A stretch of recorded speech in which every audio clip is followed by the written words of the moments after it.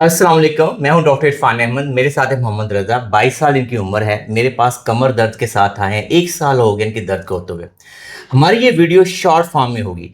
हम ये कोशिश करेंगे 5 से 6 शॉर्ट्स बनाएं और हर शॉर्ट के अंदर आपको बताएं कि नंबर 1 कि इसका प्रॉब्लम कैसे स्टार्ट हुआ, इसको असेस कैसे करते हैं, इसका डायग्नोसिस क्या है, इसका ट्रीटमेंट क्या है, इसकी वर्जिशें क्या है।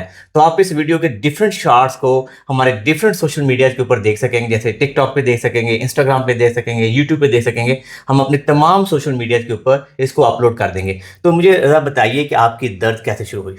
एक्चुअली मैं जिम लगाता था। ठीक है। तो 1 साल हो गया। बिफोर 1 ईयर मैंने ना एक हैवी वेट उठाया था जिम में। क्या किया था आपने, एक्शन क्या था? मैंने वो की थी, डेडलिफ्ट की थी विदाउट बेल्ट। ठीक है। तो मैं अपनी रेंज से ज़्यादा उसको मैंने उठाने की कोशिश की, तो जिसकी वजह से जो है ना मेरी इधर पेन निकल रही। कहाँ पे निकली थी दर्द, बताओ जरा। डॉक्टर साहब यहाँ पे, अच्छा, ठीक है। यहाँ पे मेरी पेन निकल रही। तो फिर कितनी देर आपने जिम छोड़ा था? मैंने उसके बाद 1 मंथ जो है वो बिल्कुल टोटली छोड़ दिया था। ठीक है। उसके बाद जो है वो मेरी पेन थोड़ा रिलायबल हुई, तो उसके बाद मैंने जो दोबारा वो स्टार्ट किया स्ट्रेंथ ट्रेनिंग। Strength training. अब क्या मसला आ रहा है तुम्हें? अब जो है वो एक्सेस हो गई है दर्द, वो जो है अपनी एक्सेस से बाहर चली गई है। हाँ, क्या मतलब कितनी एक्सेस हो गई तुम्हें? अब तो मूवमेंट बहुत जो है ना वो स्लो हो गई है, मतलब कि मैं झुक भी बिल्कुल नहीं सकता। ठीक है। तो अभी तक हमने रज़ा ने अपनी स्टोरी बताई, तो वीडियो के फर्स्ट पार्ट के अंदर हम रज़ा की स्टोरी पे ही ख़त्म करते हैं और वीडियो के नेक्स्ट पार्ट के अंदर हम आपको असेस करके बताते हैं कि रज़ा की दर्द कितनी शिद्दत है और उसको कैसे असेस करना चाहिए। तो सबसे पहले इंपॉर्टेंट चीज़ होती है कि कौन सा पॉइंट है जहाँ पे इसको दर्द हो रही है। रज़ा, हमें ये बताओ कि कौन सा पॉइंट है जहाँ पे दर्द हो रही है तुम्हें? सब यहाँ पे। यहाँ पे दर्द हो रही है, ठीक है। ओके। क्या ये दर्द रज़ा टांग में जाती है? जी, कहाँ तक इस टांग में जाती है? ये राइट में जा रही है। राइट में जा रही है। जब तुम खड़े हो तो क्या ये टांग में दर्द हो रही है? जी, हो रही है। ठीक है। मतलब तुम्हारी राइट लेग में दर्द हो रही है, तो क्या जी। ये बाईं टांग में भी दर्द हो रही है? बाएं टांग के नीचे काफ में। काफ में हो रही है, ठीक है। चले, कोई बात नहीं। आगे तरफ फन झुको, सामने झुकने की कोशिश करो। कितना झुक सकते हो रज़ा? कोशिश करो। ठीक है। हाँ, अब यहाँ पे दर्द शुरू हो गई। कहाँ पे दर्द शुरू हुई है? यहाँ पे। यहाँ पे अब दर्द। इसकी वजह से यहाँ पे आ रही है। यहाँ पे आ रही है। तो क्या अभी भी टांग में दर्द गई है इस तरह से? यहाँ से जा रही है। यहाँ से जा रही है, वापस आ जाओ। जरा कमर के साथ पीछे लेके जाओ रज़ा। अब कहाँ पे दर्द है? यहाँ पे। यहाँ पे। क्या इस तरह करने से कमर में दर्द जा रही है, कमर से टांग में दर्द जा रही है? नहीं। टांग में दर्द नहीं जा रही। ठीक हो गया। रज़ा आप लेटो, प्लीज लेट जाओ। रज़ा पाँव खींचो, दाईं टांग को सीधा ऊपर उठाओ। अब कहाँ पे दर्द है? यहाँ पे। ठीक है, यहाँ पे। दूसरी टांग को उठाओ। अब कहाँ दर्द है? यहाँ पे नहीं है। यहाँ पे नहीं है। अभी तक तुम जब लेटे हुए तो कहाँ पे दर्द हो रही है? अभी मुझे स्टिल इधर ही दर्द हो रही है, स्टिल इधर ही दर्द हो रही है। वन साइड में। तो ये तो देखिए, रज़ा ने अभी तक जितनी भी स्टोरी बताई है, इसमें खुशी की बात ये है कि ये एक मस्कुलर पेन है। ये डिस्क प्रोलैप्स की, डिस्क प्रोट्रूजन की दर्द नहीं है।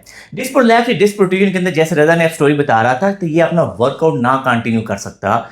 इसको वर्कआउट रुक जाना चाहिए था। अभी भी जब ये दर्द वर्जिश मेरे पास पहुंचा है, तो ये जब ये जितनी भी मूवमेंट कर रहा है, तो ये लोकलाइज जो पेन हो रही है, ये मसल स्पैज़म है, मसल की स्टिफनेस की दर्द है। अब वीडियो के नेक्स्ट पार्ट के अंदर चलते हैं। यहाँ पे हम आपको ये बताएंगे कि ये जो दर्द है इसको क्यों हुई।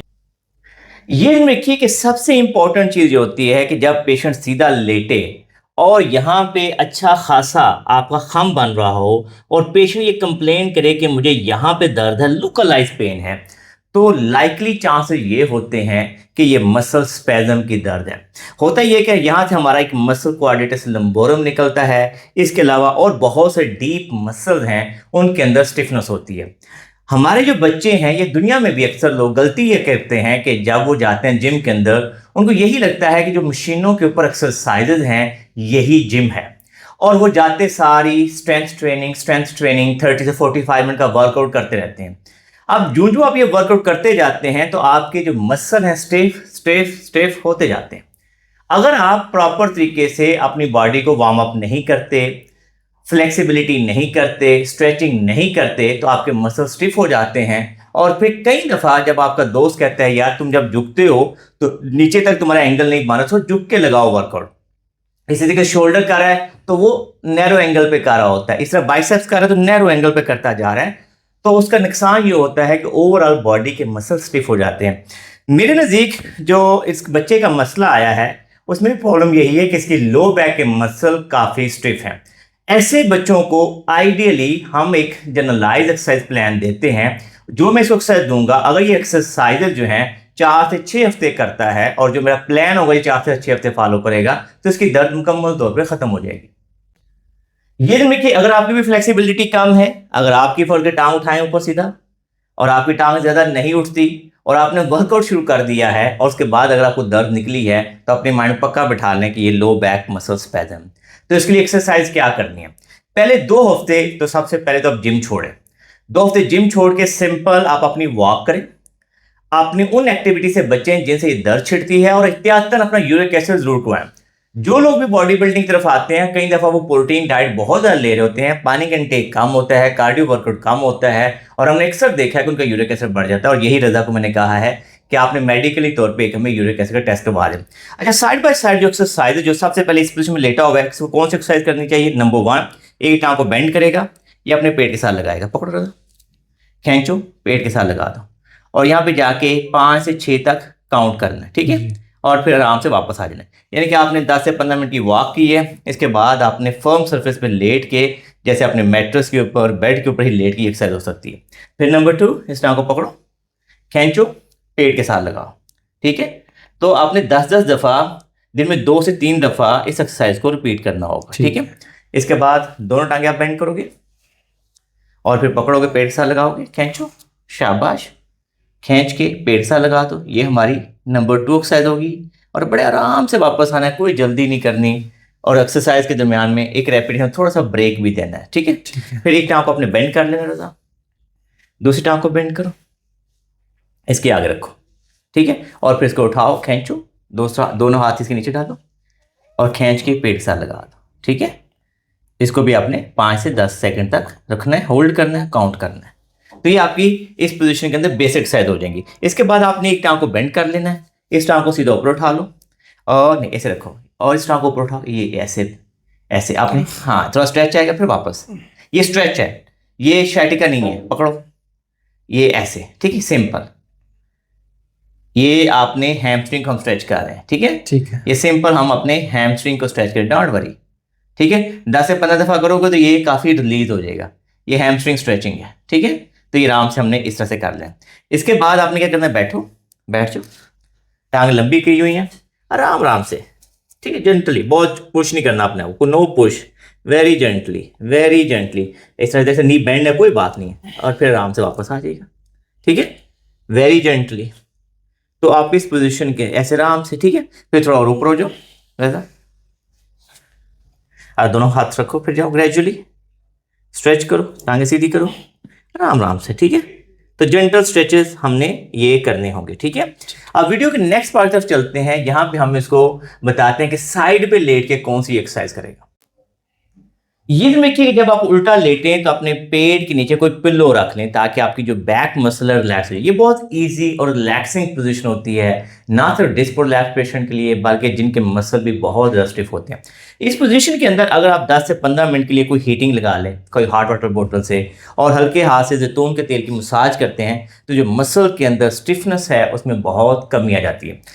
अगर फर्स्ट में आपने ये किया और उसके बाद आपको लगा स्टिफनेस में काफ़ी कमी है तो आपने 5 से 6 मिनट के बाद आपने दोनों हाथ यहाँ रखें और हल्का सा सर ऊपर उठाएं, बहुत हल्का सा, और कोशिश ये करें कि पेनफुल मूवमेंट ना हो।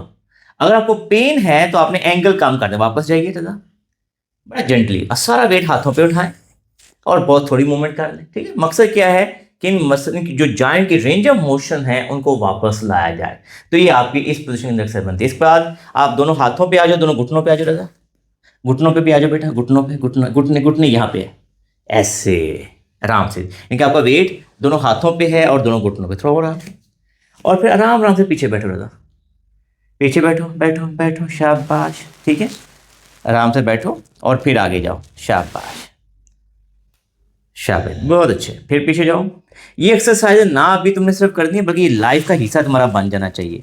वर्कआउट से पहले आपने आदत बना लेनी है कि 10 से 15 मिनट की वॉक, ब्रिस्क वॉक के बाद मैं ये स्ट्रेचेस करूंगा और उसके बाद अपना वर्कआउट करूंगा और वर्कआउट के बाद भी इन स्ट्रेचेस को मैं रिपीट करूंगा, ठीक है ना?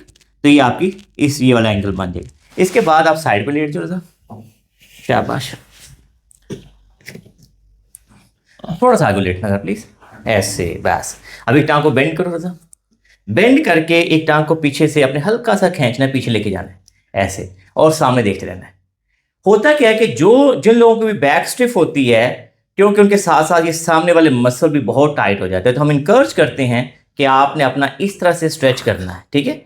ये फ्रंट थाई मसल को स्ट्रेच करना है साइड पे लेट के, ताकि क्वाड्स इलियोसास मसल जो है वो स्ट्रेच हो जाए। तो उससे आपको लो बैक के अंदर जो आपकी मोबिलिटी बढ़ेगी, तो आपके दर्द में काफ़ी कमी आती है। तो ये ओवरऑल बहुत सिंपल और सादा प्लान है।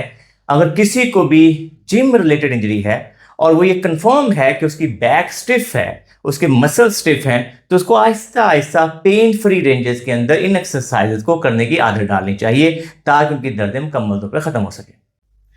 ये दिन देखिए कि जो जिम जाते हैं उनके लिए सबसे बेसिक जो चीज़ है, जो मैं हमेशा टिप्स देता हूं, कि नंबर 1, आपने अपनी डाइट सबसे पहले सीखनी है। कि जो जिम के अंदर मसल लोग बनाते हैं वो अपनी डाइट से बनाते हैं, तो अपनी diet habits, natural diet habits ठीक करनी है। ऑब्वियसली प्रोटीन बेहतर और ज़्यादा लेनी पड़ती है, लेकिन उनके जो सोर्सेज हैं उनको बेहतर करना चाहिए। तो सबसे पहले डाइट को सीखें कि सही डाइट क्या है, क्लीन डाइट क्या है, नीट डाइट क्या है, वो हमने लेने की आदत डालनी चाहिए।